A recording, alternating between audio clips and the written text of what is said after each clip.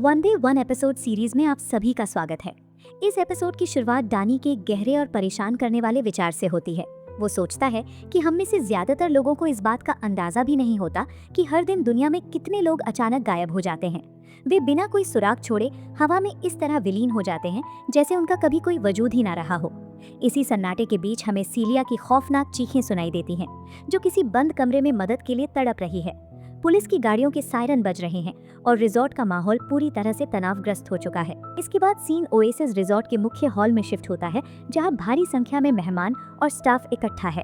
Police inspector सभी को शांत रहने का निर्देश देती है और एक चौंकाने वाला ऐलान करती है कि बीती रात इस रिजॉर्ट से सीलिया नाम की लड़की रहस्यमय तरीके से गायब हो गई है। इंस्पेक्टर बताती है कि जो भी सबूत अब तक पुलिस के हाथ लगे हैं, उनसे ये साफ इशारा मिलता है कि उसे जबरदस्ती और शायद बेहद हिंसक तरीके से अगवा किया गया है। ये सुनते ही पूरे हॉल में फुसफुसाहट और घबराहट फैल जाती है। लोग डर के मारे एक दूसरे की तरफ देखने लगते हैं। इंस्पेक्टर आगे बताती हैं कि उन्होंने सिक्योरिटी कैमरों की फुटेज को खंगाला है और सीलिया के फोन की जीपीएस लोकेशन को भी ट्रैक किया है। इस जांच से ये साफ हो चुका है कि सीलिया अभी भी इस विशाल रिजॉर्ट के अंदर ही कहीं मौजूद है। इसी वजह से पुलिस पूरे रिजॉर्ट को लॉकडाउन करने का फैसला करती है। अगले कुछ घंटों के लिए किसी को भी रिजॉर्ट के अंदर आने या बाहर जाने की इजाजत नहीं होगी। इंस्पेक्टर सभी को अपने अपने कमरों में वापस लौटने और पुलिस पूछताछ का इंतजार करने की हिदायत देती है। जैसे ही भीड़ बिखरने लगती है, पुलिस अधिकारी डानी को रोक लेते हैं। डानी थोड़ा असहज हो जाता है, लेकिन तभी उसकी मां सारा, जो पेशे से एक वकील है, आगे आती है और पुलिस से कहती है कि वो भी इस पूछताछ के दौरान अपने बेटे के साथ रहेगी। दूसरी तरफ रिजॉर्ट की कार्मेन हेलेना को रोकती है और उसे लुइस के साथ किचन में होने वाली एक जरूरी मीटिंग के बारे में बताती है।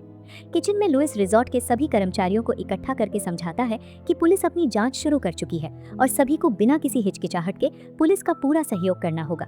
इस पर हेलेना सवाल उठाती है कि अगर सीलिया रिजॉर्ट के अंदर ही है तो हमें खुद एक टीम बनाकर उसे ढूंढना चाहिए, लेकिन लुइस उसकी इस मांग को सिरे से खारिज कर देता है। वो कहता है कि सीलिया को ढूंढना उसके लिए भी जरूरी है, लेकिन वो किसी और की जान खतरे में नहीं डाल सकता।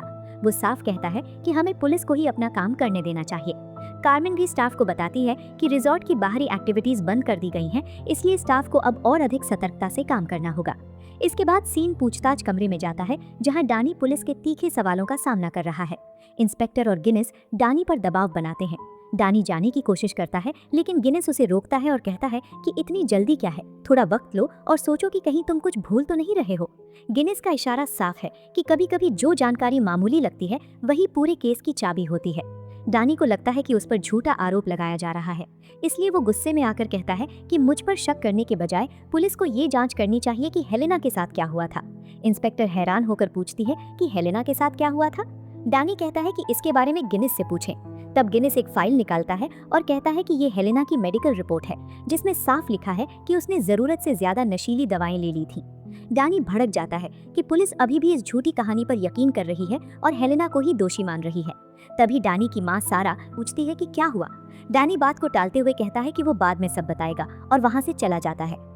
बाहर आकर सारा डानी को शांत करने की कोशिश करती है, लेकिन डानी कहता है कि वो उस पुलिस वाले को बर्दाश्त नहीं कर सकता।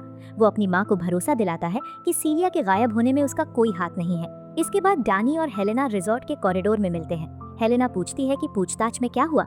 डानी बताता है कि उसने पुलिस को सब कुछ सच सच बता दिया है, लेकिन इससे कोई फर्क नहीं पड़ने वाला, क्योंकि पुलिस सही दिशा में काम नहीं कर रही है।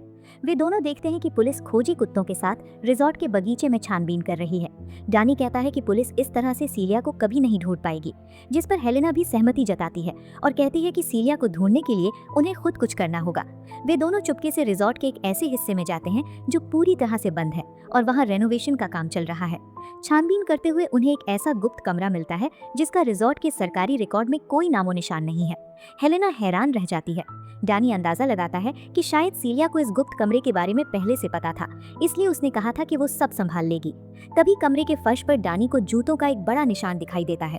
वो हेलेना से कहता है कि ये निशान कल यहाँ नहीं था और इसका आकार सीलिया के पैरों से बहुत बड़ा है। इसका मतलब साफ था कि उनके जाने के बाद कोई और भी इस कमरे में आया था।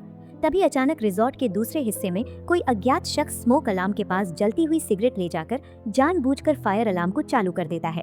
पूरे रिजॉर्ट में तेज सायरन बजने लगता है और छत पर लगे फायर स्प्रिंकलर से पानी की बौछारें शुरू हो जाती हैं। डानी और हेलेना पूरी तरह भीग जाते हैं। हेलेना चिल्लाती है कि सीलिया यहाँ नहीं है, इसलिए उन्हें तुरंत यहाँ से भागना होगा।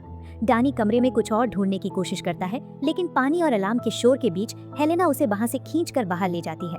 वे दोनों प्लास्टिक की शीट्स के पीछे छिपते हुए भागते हैं। रास्ते में वे लुइस को फोन पर किसी से कहते हुए सुनते हैं कि वे सीलिया को ढूंढने के बहुत करीब हैं। डानी और हेलेना किसी तरह अपनी जान बचाकर वहां से सुरक्षित निकल जाते हैं और रिजॉर्ट के दूसरे हिस्से में छिप जाते हैं। इसके बाद कहानी एक नया और चौंकाने वाला मोड़ लेती है। हमें रिजॉर्ट के एक गुप्त हिस्से में फेलिपे और लियो मिलते हैं। फेलिपे एक शादीशुदा 40 साल का अधेड़ आदमी है और लियो काफी कम उम्र की लड़की है जिसके साथ उसका अफेयर चल रहा है। लियो बेहद डरी हुई है क्योंकि उसके फोन पर किसी ब्लैकमेलर का मैसेज आया है। ब्लैकमेलर ने मांग की है कि अगर उन्होंने तुरंत 3000 यूरो नहीं दिए तो वो उनके इस गुप्त रिश्ते का पर्दाफाश पूरे रिजॉर्ट के सामने कर देगा। लियो बेहद दहशत में है क्योंकि अगर उसके माता पिता को इस अफेयर के बारे में पता चला तो वो उसे स्विट्जरलैंड के बोर्डिंग स्कूल भेज देंगे। फेलिपे उसे शांत करने की कोशिश करता है और कहता है कि ब्लैकमेलर को पैसे देना कोई हल नहीं है क्योंकि वे एक बार पैसे मिलने के बाद और ज्यादा पैसों की मांग करेंगे। फेलिपे को शक है कि ये रिजॉर्ट के ही किसी कर्मचारी का काम है जो उनके बारे में सब कुछ जानता है।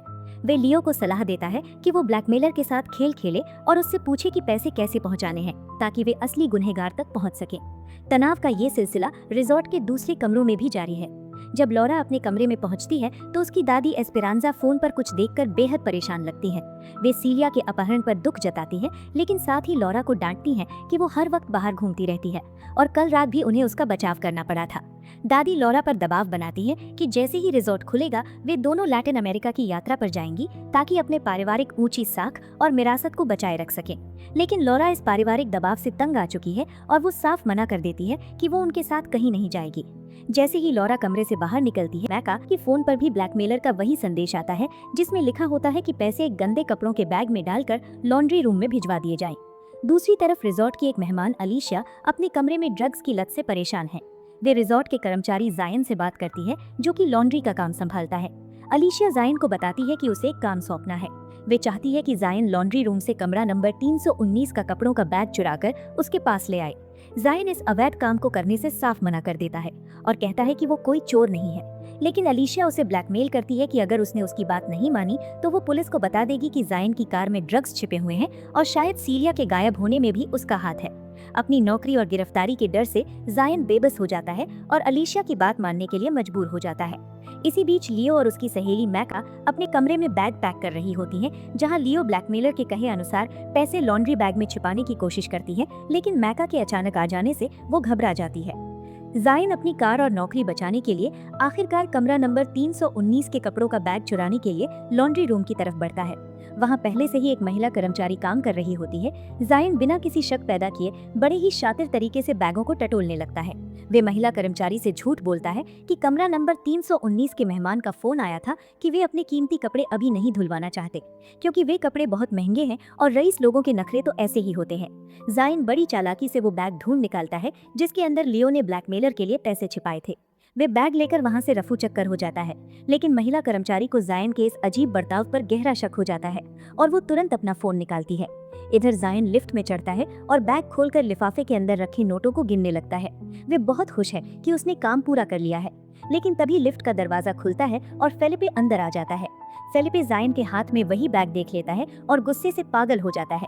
वे जायन को सीधे गर्दन से दबोच लेता है और लिफ्ट की दीवार से सटाकर उसका गला घोंटने लगता है।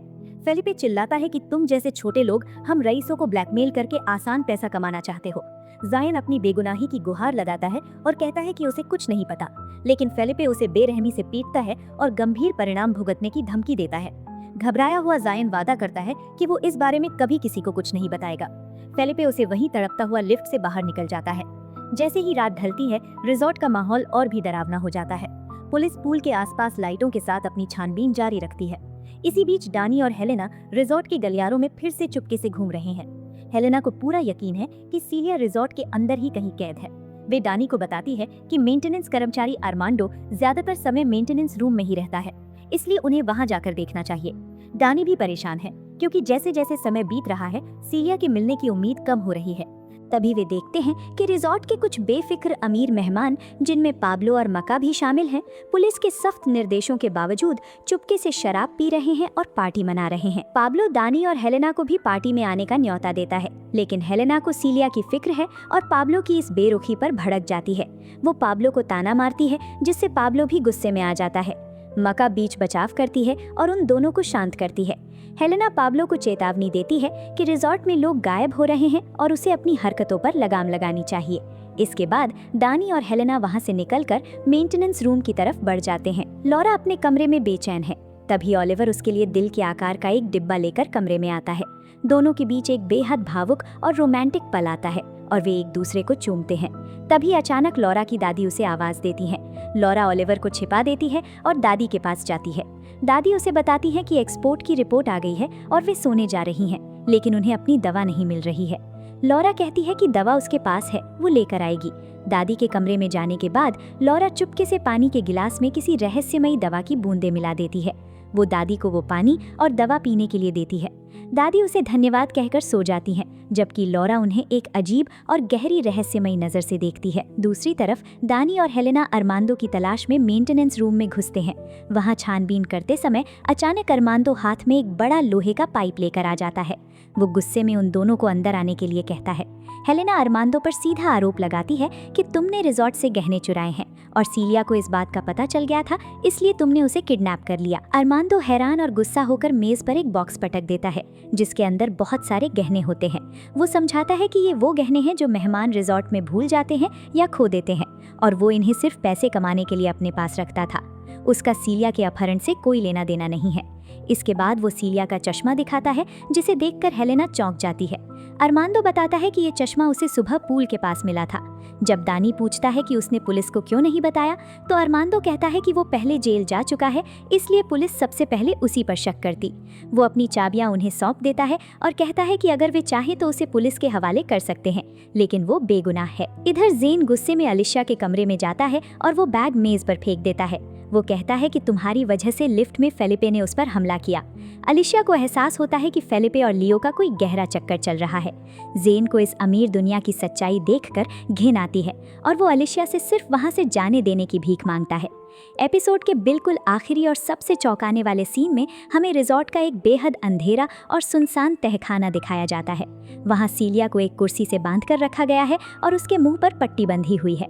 वो बेबसी से चिल्ला रही है और उसके सामने एक नकाबपोश खड़ा है, जिसके हाथ में एक जलती हुई सिगरेट है।